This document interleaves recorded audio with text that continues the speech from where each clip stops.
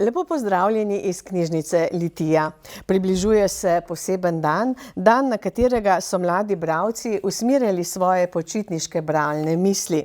Sklepni del bralnega projekta Poletavci, poletni bralci in najpoletavci bo v knjižnici Litija v torek 17. septembra. To je tudi poseben dan, ker ga knjižničarji imenujemo Dan zlatih knjig, saj se je na ta dan rodil in umrl France Bevk, plodovit pisatelj, ki je mnogim generacijam utrdil bralno značko. Naši poletavci in najpoletavci bodo prišli po zaslužene nagrade. To so majice, priznanja, sladka presenečenja ter seveda glavni nagradi, popotni nahrbtnik in darilo založbe Mladinska knjiga. Za vse, ki nas boste obiskali pred knjižnico, pa pripravljamo tudi za cel voziček smeha, saj bomo skupaj soustvarjali ulično predstavo teatra Cizamo. Tokrat bomo celili rane. Dobimo se v torek 17. septembra ob 18. pred knjižnico Litija.